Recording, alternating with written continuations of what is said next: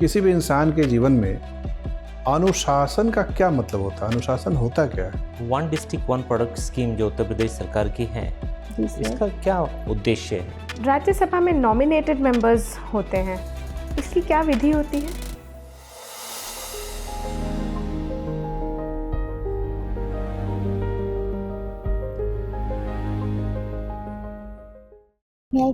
Come in. नमस्ते sir. नमस्ते जी, बैठिए। Thank you sir. नमस्ते आपने किया, इसका मतलब क्या होता है? सर इसको बेसिकली सर ग्रीट करने के लिए यूज़ किया जाता है। अच्छा। अपने एल्डर्स को। तो हिंदी तो पढ़ा होगा 10वीं या 11वीं कक्षा तक? सर 8th तक पढ़ा है। 8वीं तक? जी उसके बाद सर। हिंदी छोड़ दिया पढ़ना? सर फिर और भी सब्जेक्ट्स में चॉइस थी तो सर हिंदी मैंने छोड़ दिया था। अच्छा, तो किस विषय में स्नातक हैं आप? सर मैंने फिजिक्स, केमिस्ट्री, मैथ्स बीएससी किया है। कब पूरा हुआ? सर 2021 में। 23 में? 2021। उसके बाद एमएससी नहीं किया? नहीं सर। तो 21 के बाद से आप कॉलेज सर। या संस्था में कहीं नहीं जा रही हैं? नहीं सर। अच्छा, ये बताएं कि किसी भी इंसान के जीवन में अनुशासन का क्या मतलब होता है? अनुशासन होता क्या है? सर अनुशासन का मतलब होता है कि प्रॉपर एक रूटीन फॉलो करना। सर इसका महत्व किसी भी इंडिविजुअल की लाइफ में ये है कि अगर इंसान जो है प्रॉपर डिसिप्लिन रहेगा तो सर जो भी उसके जो गोल्स होंगे उनको अचीव कर पाएगा और सर सेल्फ मोटिवेटेड रहेगा आगे के लिए। हिटलर बड़े डिसिप्लिन आदमी थे, तो क्या उन्होंने अपना गोल अचीव किया? सर गोल जो था उनका सर बेसिकली सर डिपेंड करता है आप में एथिकल वैल्यू है या नहीं सर, उसके पॉइंट ऑफ व्यू से। मतलब डिसिप्लिन के साथ एथिकल वैल्यू का होना भी ज़रूरी है। जी सर। ठीक है, अगर आपको अब ऑफिसर बना दिया जाए और आपके जो सहयोगी हैं उनमें 2 व्यक्ति हैं, एक अनुशासित है और एक का एथिकल वैल्यू अच्छा है, लेकिन पहले वाला जो अनुशासित है वो थोड़ा हिटलर टाइप का है, एथिकल वैल्यू ठीक नहीं है। जी सर। और जिसका एथिकल वैल्यू ठीक है वो अनुशासित नहीं है। जी वो सर। थोड़ा सा खोया इंसान है। कभी पता लगा कि 2 दिन ऑफिस ही नहीं आता है, कभी आता है तो पता नहीं क्या सोचता रहता है। तो किसको वरीयता देंगे? कोई प्रोजेक्ट का इंचार्ज बनाना है आपको।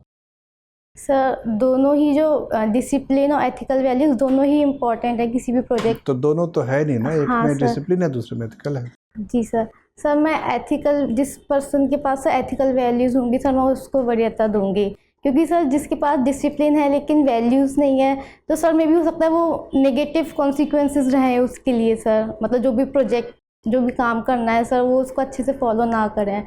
डिसिप्लिन दे के भी सर गलत काम भी हो सकता है, टाइम से आना या टाइम से जाना जो भी चीज़ रहती है। अच्छा, ठीक है। तो आपको प्रशासन में कौन सा कार्य ज़्यादा अच्छा लगता है? डिप्टी कलेक्टर वाला कार्य, पुलिस वाला कार्य, शिक्षा अधिकारी वाला कार्य, कौन सा कार्य? सर मुझको सर डिप्टी कलेक्टर का कार्य ज़्यादा। क्यों अच्छा लगता है?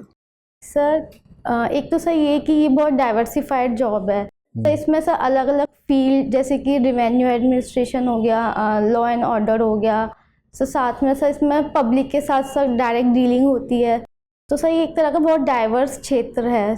ठीक है, तो आपकी मान लीजिए नियुक्ति बुंदेलखंड में कहीं हो गई और आपको पता लगा कि आप ही के क्षेत्र में जो डीएम है वो रेत निकालने वालों के साथ साठगांठ किए हुए हैं, वो अवैध रेत खनन हो रहा है और वो उसको मना नहीं करते। आपने परमिशन मांगा कि सर ये अवैध हो रहा है, इसको मैं रोकती हूँ, उन्होंने परमिशन ही नहीं दी। क्या करेंगी? सर ऐसे केस में सर मैं अपने जो सीनियर डीएम सर हैं सर मैं उनसे बात करूँगी। डीएम से ही बात किया आपने, परमिशन मांगा कार्रवाई करने के लिए, उन्होंने मना कर दिया कि छोड़ दो, वो नेताजी का आदमी है, छेड़ो मत, नहीं तो नौकरी से हाथ धो बैठोगी। सर मैं एक बार सर उनसे विनम्रतापूर्वक सर तब भी बात करूँगी कि उन्हें बताऊँगी कि सर इलीगल सैंड माइनिंग जो है वो हमारे इन्वायरमेंट के लिए कितना नुकसानदायक है। सर अगर सर तब भी मुझ पे प्रेशर बनता है तो फिर सर मैं उनसे ना रिटन ऑर्डर मांगूंगी, क्योंकि सर वो मेरे पास एज अ प्रूफ रहे। आप ऑर्डर मांग रही हैं एक्शन लेने का, वो ऑर्डर दे ही तो नहीं रहे हैं, कार्रवाई करने की अनुमति नहीं दे रहे आप। सर फिर सर ऐसी सिचुएशन में सर मैं अपने सीनियर जो ऑफिशियल्स होंगे सर उनसे मैं कांटेक्ट करूंगी, उनको सारी जानकारी दूंगी सिचुएशन के बारे में। मतलब आप अपने डीएम के खिलाफ कंप्लेन करेंगी कमिश्नर को? सर कंप्लेन नहीं, मैं उनको। तो ये तो अनुशासन का उल्लंघन हो गया। सर मैं कंप्लेन नहीं, सर मैं उनको सारे फैक्ट्स बताऊंगी जो जो मेरे पास अवेलेबल हैं कि मेरे पास ऐसे प्रेशर बनाया जा रहा है, और सर फिर मैं उनसे चलिए, बात ठीक करूंगी। मुझे ये बताइए कि one district one product scheme जो उत्तर प्रदेश सरकार की है, जी सर। इसका क्या उद्देश्य है? Sir one district one product scheme जो है सर, इसका बेसिकली पर्पस है कि जो भी हमारे यूपी में जो 75 डिस्ट्रिक्ट्स हैं उनका जो लोकली जो खास जो प्रोडक्ट है सर उसको प्रमोट करना, और साथ में सर एम्प्लॉयमेंट जनरेट करना। तो ये जीआई टैग से कैसे डिफरेंट है? जीआई टैग से भी कुछ ऐसा ही हो रहा है? सर बेसिकली सर ये जो है ओडीओपी जो है सर यूपी के जो लोकल कल्चर है सर उसको प्रिजर्व करने में हेल्प करेगा, और सर जीआई टैग जो है वो सर वो भी इसी से ही थोड़ा मतलब उसी से थोड़ा मिलता जुलता है। हाँ सर, इंस्पायर्ड है। अच्छा, प्रधानमंत्री जी ने कई बार कहा है वोकल फॉर लोकल, क्या समझते हैं आप इससे? सर इस शब्द से सर मैं ये समझती हूँ जो भी जो लोकली जो गुड्स प्रोड्यूस हो रहे हैं उनको और बढ़ावा दिया जाए, उनको एक्सपोर्ट किया जाए और ग्लोबल ब्रांडिंग में मतलब ठीक है। सेट किया जाए। अभी उत्तर प्रदेश के कौन से शहर को क्रिएटिव सिटीज़ यूनेस्को के क्रिएटिव सिटीज़ नेटवर्क में शामिल किया गया है और किस वजह से? सर पिछले कुछ महीनों में, 6 महीने के अंदर। सर लखनऊ को शामिल किया गया है as a city of gastronomy. अच्छा, क्या क्या मतलब है, क्या तात्पर्य है इससे? सर इससे तात्पर्य ये है कि सर जो वहाँ का लोकल क्यूजीन है सर उसकी वजह से उसको शामिल अच्छा, किया। लखनऊ की क्यूजीन को किस नाम से जानते हैं हम? सर नवाबी नवाबी, अवधी कल्चर जो हाँ, अवधी क्यूजीन होती है। ठीक है। आप बता सकते हैं कुछ फूड आइटम्स के नाम जो काफ़ी पॉपुलर हैं? सर बिरयानी, सर कबाब। अच्छा, ठीक है। एक पर्टिकुलर टाइप के कबाब भी बहुत फेमस हैं लखनऊ के। सर जी सर मैंने पढ़ा है सर, कुछ गिलौटी आई सर, सॉरी अच्छा, सर कोई मैं बात अच्छे नहीं, से आप- रिकॉल नहीं कर पा रही। ठीक है। क्या भारत का कोई और दूसरा शहर भी है जिसको गैस्ट्रोनॉमी के लिए ही क्रिएटिव सिटीज़ में शामिल किया गया है? सर हैदराबाद को किया गया। हैदराबाद, ठीक बात है। अभी वंदे मातरम के 150 साल हो रहे हैं, सर ठीक है, और सरकार वंदे मातरम के लिए मतलब उसके बारे में जागरूकता फैलाने के लिए भी कई सारे प्रोग्राम्स कर रही है। तो अगर एक ही जगह पे जनगण मन और वंदे मातरम दोनों को गाया जाना है तो उनका क्रम क्या होगा? कौन सा पहले गाया जाएगा? सर दोनों ही जो है सर हमारे देश के लिए मतलब पैट्रियोटिक सॉन्ग हैं सर दोनों ही। तो सर मेरे विचार से तो सर दोनों को साथ में गाना चाहिए। सर साथ में तो नहीं, तो सर वंदे मातरम को पहले, राष्ट्रगान को बाद में। ये आप अपने मन से बता रही हैं या सरकार ने ऐसी कोई गाइडलाइन जारी सर मुझे इस की? बारे में सर जानकारी नहीं है। ठीक सर है। मेरा आखिरी सवाल आपसे ये है वेदिका, मुझे सर। कोई भी 5 फीमेल लीडर्स के नाम बताइए प्रेजेंट के, ठीक है? इंडिया से भी आप लीडर्स बता सकते हैं, जनरली प्राइम मिनिस्टर की पोजीशन में हो या प्रेसिडेंट की पोजीशन में हो, ठीक है, या वर्ल्ड के कहीं से भी 5 फीमेल लीडर्स। सर बस प्रेसिडेंट या प्राइम मिनिस्टर ही हो?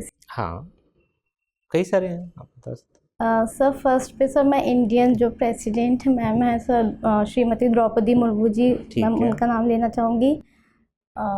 सर सेकंड पे सर यूरोपियन यूनियन के सर प्रेसिडेंट हैं, यूरोपियन यूनियन कमीशन के president Ursula von der Leyen, ठीक है।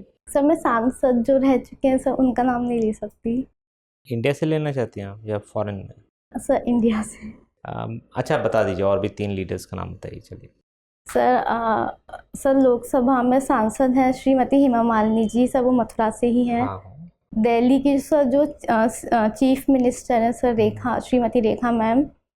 ठीक है, धन्यवाद। कैसी हैं आप?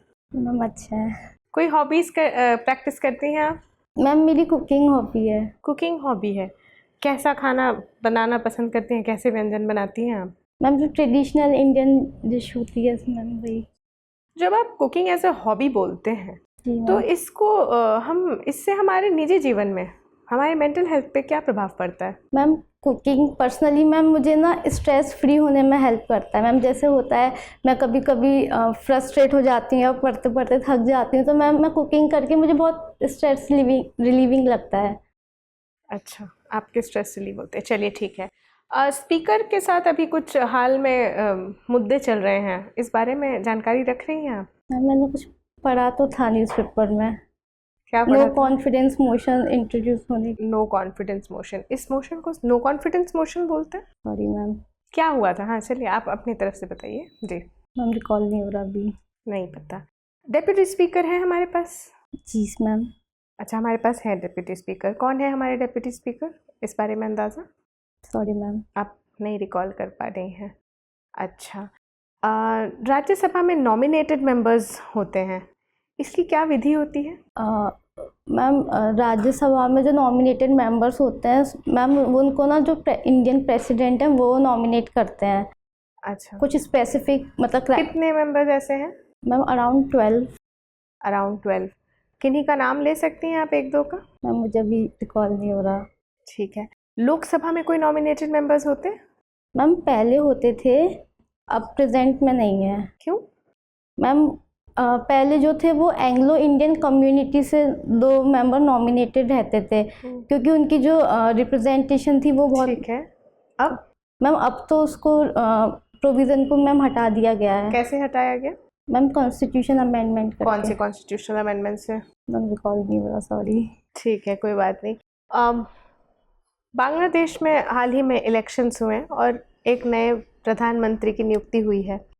ऐसे में भारत के संबंधों पे क्या असर पड़ेगा? मैम जो रिसेंटली जो बांग्लादेश में इलेक्शंस हुए हैं, ये एक पॉजिटिव साइन रह सकता है इंडिया के लिए, क्योंकि इतने टाइम बाद जो है वहाँ पे पॉलिटिकल स्टेबिलिटी आई है।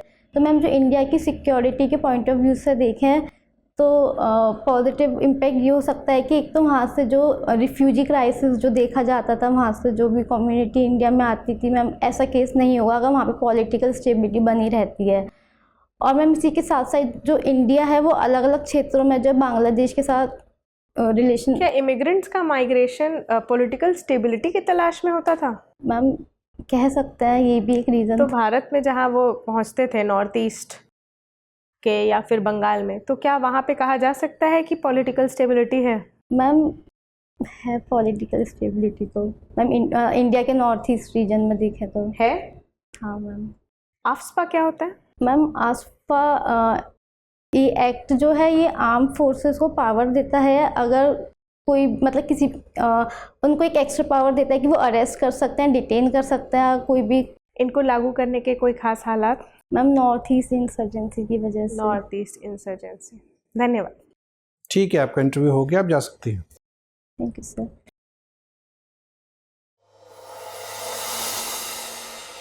आइए बैठिए। 17 मार्च को इंटरव्यू है। जी सर। तो आज आपने कर लिया प्रैक्टिस, तो इससे फ़ायदा हो गया? क्या क्या फ़ायदा हुआ आज? सर मुझे सर हेजिटेशन रहती है बोलने में, और सर फर्स्ट टाइम इंटरव्यू है तो सर थोड़ा कॉन्फिडेंस की भी कमी है, तो कुछ हेजिटेशन दूर हुआ? सर ऐसे हो जाएगा सर, मतलब थोड़ा कॉन्फिडेंस तो आया है, मतलब पहली बार दिया है तो इंटरव्यू। ठीक है, ठीक है। तो यही सब इस उद्देश्य ही इसका यही है कि आपका कॉन्फिडेंस आए, थोड़ा ये समझ में आए कि किस तरह के सवाल आ सकते हैं। जी सर। तो उस तरह के सवालों को पढ़ने की कोशिश करें, फिर समय का उपयोग। तो अभी जो ज़्यादा ज़रूरी है कि बजट आया है यूपी का। जी सर। तो वो पढ़िए। इकोनॉमिक सर्वे पहली बार छपा है यूपी में। हाँ सर। उसका पहला अध्याय पढ़िए कम से कम। और बाकी सामान्य जानकारी जो पीटी में इसलिए पढ़ती रही हैं, विधायिका का गठन कैसे है, उसमें कितने सदस्य होते हैं, कितनी महिलाएं हैं विधान परिषद में, विधानसभा में, मंत्री परिषद में। जी सर। और जिले कितने हैं, संभाग कितने हैं, पुलिस रेंज होता है, सुना है कभी? हाँ सर। क्या होता है सर? जैसे किसी भी स्टेट को सर जैसे एडमिनिस्ट्रेटिव पॉइंट ऑफ व्यू से डिवाइड करते हैं, उसी तरह सब पुलिस रेंज में करते हैं। कितने रेंज है यूपी में, ये सब पता करिए। फिर सर्कल्स भी होते हैं, पुलिस सर्कल्स। जी सर। तहसील क्या होता है, नायब तहसीलदार का काम क्या होता है, जो भी काम आप भविष्य में करने वाली हैं, ये सब सामान्य जानकारियाँ हैं। राष्ट्रीय अंतर्राष्ट्रीय घटनाओं के बारे में अवगत रहिए कि कौन सा अभी AI इम्पैक्ट समिट हो रहा है, क्या उद्देश्य है उसका, एजेंडा क्या है, क्या ये दुनिया में पहली बार ऐसा समिट हो रहा है या पहले भी हुआ है ना? अमेरिका के साथ व्यापारिक वार्ता चल रही है, यूरोपीय यूनियन के साथ संधि हो गई है, ये सब घटनाएं, उसके ऊपर अवगत रहें। पीस बोर्ड बना दिया है ट्रंप ने सुरक्षा परिषद के विकल्प के रूप में। उसकी बैठक कल से शुरू हो रही है। सारे नेता आज न्यूयॉर्क पहुंच रहे हैं। तो उसके बारे में, हालांकि 17 मार्च आते आते ये सब कुछ पुराना पड़ जाएगा, लेकिन आदत अखबार पढ़ने की रोज की रखिए 1.5-2 घंटे। जी सर। तभी आप नेशनल इंटरेस्ट से अवगत रहेंगे।